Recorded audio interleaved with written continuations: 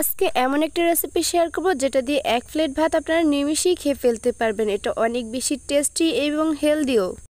আজকের রান্নাটি যদিও একেবারেই সিম্পল, তবে এটা খেতে অনেক বেশি টেস্টি এবং পুষ্টিগুণে ভরপুর। আশা করছি সম্পূর্ণ ভিডিওটি দেখবেন, আপনাদের অনেক বেশি উপকারে আসবে। বাই দ্য ওয়ে, আসসালামু আলাইকুম everyone, welcome to Naba Islam kitchen. কি অবস্থা, সবাই কেমন আছেন? আশা করছি আল্লাহর রহমতে অনেক ভালো আছেন। প্রতিদিনের মতো রেসিপিটি ভালো লাগলে অবশ্যই একটি শেয়ার করে দিবেন আর কমেন্ট করে জানাবেন কে কোথা থেকে দেখছেন, তাহলে পরের ভিডিওতে আপনাদেরকে ধন্যবাদ জানাতে পারবো। চলে আসলাম মূল রেসিপিতে। একটা ফ্রাই প্যান নিয়েছি, এরপর এখানে আমি সরিষার তেল নিয়েছি 2 টেবিল চামচ পরিমাণ। আজকের রান্নাটি আমি সরিষার তেল দিয়ে করব, আপনারা চাইলে এখানে কুকিং অয়েল ব্যবহার করতে পারেন। সেই সাথে হাফ কাপের মতো পেঁয়াজ এবং রসুন কুচি ব্যবহার করেছি। তো আমি পেঁয়াজের পরিমাণটা একটু বেশি নিয়েছি, রসুনের পরিমাণটা একটু কম নিয়েছি, কারণ এখানে আমি 1 টেবিল চামচ পরিমাণের মতো রসুনের পেস্ট ব্যবহার করেছি। সেই সাথে জিরা গুঁড়া ব্যবহার করেছি 1 চা চামচ। তো সামান্য পানি দিয়ে এটা আমি কিছু সময় কষিয়ে নিব।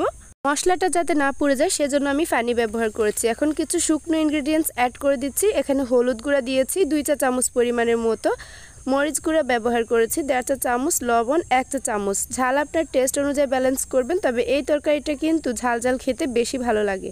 সব কিছু ভালো করে মিক্স করে নেওয়ার পর এখন আমি মাছগুলো অ্যাড করে দিচ্ছি। তো আমাদের কিন্তু বেশিরভাগ সময় এই যে মাছের মাথা কিংবা লেজ থেকে যায়, যেটা কাটার জন্য আমরা খেতে পারি না।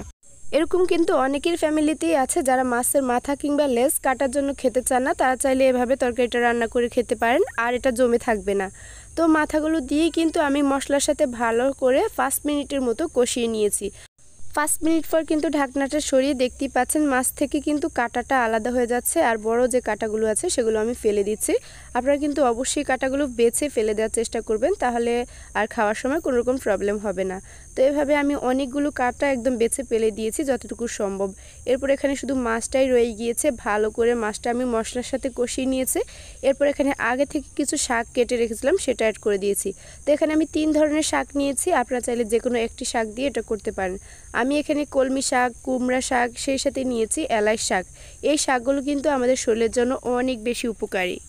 আমার হাতের কাছে 3টি আইটেমের শাক ছিল, সেজন্য 3টি ব্যবহার করেছি। আপনারা চাইলে যে কোনো একটি শাক দিয়েও এটা করতে পারেন। সেই সাথে এখানে আমি মাঝারি সাইজের একটি আলু কুচি ব্যবহার করেছি। আর শাকের মাঝে কিন্তু আলু দিলে আমার কাছে খেতে বেশ ভালো লাগে। নর্মালি কিন্তু আমরা যেভাবে শাকটা রান্না করি সেটাও খেতে ভালো লাগে, তবে এভাবে একবার ট্রাই করে দেখতে পারেন। 5 মিনিট ঢেকে রাখার পর কিন্তু শাকগুলো একেবারেই অল্প হয়ে গিয়েছে, দেখতেই পাচ্ছেন। সব কিছু আবারও একবার ভালো করে মিক্স করে নিয়েছি, আবার ঢেকে রান্না করে নিচ্ছি আরও 3 থেকে 4 মিনিট। এরই মাঝে কিন্তু আমি অফ ক্যামেরায় কয়েকবার নেড়েচেড়ে দিয়েছিলাম। ফাইনালি দেখেই বুঝতে পারতেছেন এই শাকটা একেবারেই অল্প হয়ে গিয়েছে এবং মাছের সাথে মিক্স হয়ে গিয়েছে। এই শাকগুলোকে আমি ভালো করে সেদ্ধ করার জন্য এখানে আরও হাফ কাপ পানি ব্যবহার করেছি। পানি দেওয়ার পর কিন্তু আরও একবার ভালো করে মিক্স করে এটা আমি ঢেকে রান্না করে নেব এবং সম্পূর্ণ পানিটা শুকিয়ে যাওয়া পর্যন্ত অপেক্ষা করব।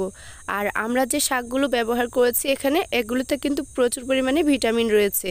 আপনারা চাইলে যে কোনো একটি শাক দিয়ে এই রান্নাটি করতে পারেন, তবে 3 ধরনের শাক নেওয়ার ফলে কিন্তু ভিটামিনের পরিমাণটা অনেক বেশি হয়।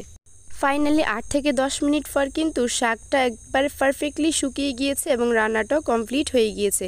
জাস্ট এখন আমি চুলা থেকে নামিয়ে আপনাদের সাথে শেয়ার করছি।